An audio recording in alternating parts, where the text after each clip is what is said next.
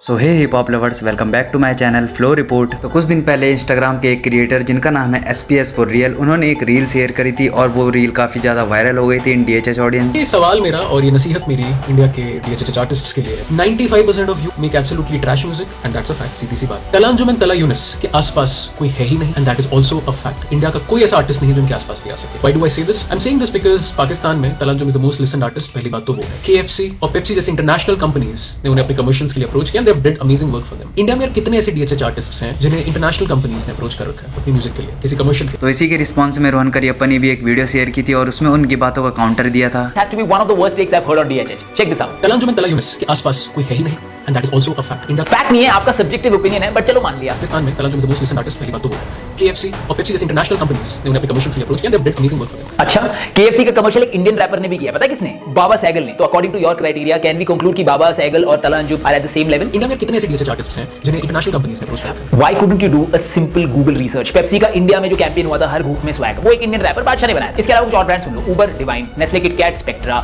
YSL perfumes and nothing, Krishna, royal Enfield, Emiway, Dyson headphones, बादशाह। इसके अलावा रेड। तो SPS फॉर रियल ने भी रोहन करियप्पा की वीडियो का रिस्पॉन्स में एक और रील शेयर की और उसमें कुछ ये कहा। पिछले कुछ दिनों में मेरी एक वीडियो ने काफी डिस्कशन को ट्रिगर करा है, काफी ओपिनियंस आए, क्रिटिसिज्म आया, रोहन करियप्पा ने भी उस पर अपना ओपिनियन रखा। अब बारी मेरी है।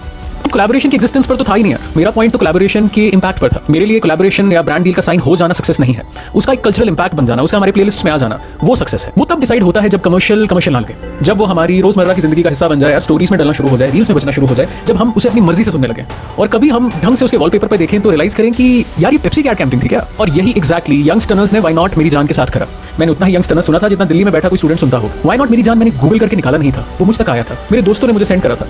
उस गाने ने बॉर्डर क्रॉस करी, करोड़ों लोगों तक पहुंचा, आपके मेरे फोन में पहुंचा, हमने उस गाने को सुना। 20 ने मेबैक, रॉयल एनफील्ड, वेंडीज का मेंशन करा। फेयर इनफ, इंडियन आर्टिस्ट ने कोलैबोरेट किया है बिल्कुल बड़े ब्रांड्स के साथ, नो डिनाइंग। लेकिन यार यही तो मेरा पॉइंट था।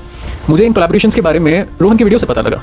एक ऑर्डिनरी लिसनर को अगर गूगल करना पड़ रहा है, सर्च करना पड़ रहा है, रिसर्च करनी पड़ रही है कि किस आर्टिस्ट और किस ब्रांड के बीच में कोलैबोरेशन हुआ है, तो क्या वो कोलैबोरेशन कल्चर का हिस्सा बन पाया या नहीं? वैसे तो उन दोनों ने ये बातें क्लियर कर दी थी कि ये उन दोनों के अपने ओपिनियन है, बट मैं एक बात कहना चाहूंगा कि मैं तला अंजुम और तला यूनिस को ज्यादा सुनता नहीं हूँ और मुझे उनके कोलैब के बारे में भी कुछ नहीं पता था। आपकी रील की वजह से मुझे पता चला कि उन्होंने इनके साथ कोलैब किया है। बट मैं भी एक DHH लिसनर हूँ, लेकिन मेरे तक वो रील नहीं पहुंची जो रील आप तक पहुंची, क्योंकि मैं ज्यादा उनको सुनता नहीं हूँ, मैं उनको फॉलो नहीं करता, तो शायद इसलिए वो रील मेरे तक भी नहीं पहुंची। बट रॉयल एनफील्ड का एमीवे के साथ कोलैब वो मुझे पता था और वो रील मेरे तक पहुंच गई, क्योंकि मैं एमीवे बंटाई को फॉलो करता हूँ, मैं उनको सुनता हूँ, तो इसलिए वो रील मेरे तक पहुंच गई। एंड अगेन ये मेरे पर्सनल ओपिनियन है, ये मैंने किसी के सपोर्ट में या किसी के रिस्पॉन्स में वीडियो नहीं बनाई है। और म्यूजिक एक सब्जेक्टिव आर्ट है, किसी को क्या पसंद आता है और क्या नहीं ये आप किसी पे थोप नहीं सकते, वो सिर्फ उसकी अपनी पसंद होती है। तो आपके इसके ऊपर क्या ओपिनियन है कमेंट सेक्शन में जरूर बताना, और वीडियो पसंद आई हो तो वीडियो को लाइक जरूर करना, और हिप हॉप से रिलेटेड ऐसे ही न्यूज और अपडेट के लिए सब्सक्राइब करें मेरे चैनल। तब तक के लिए till then be safe, bye bye.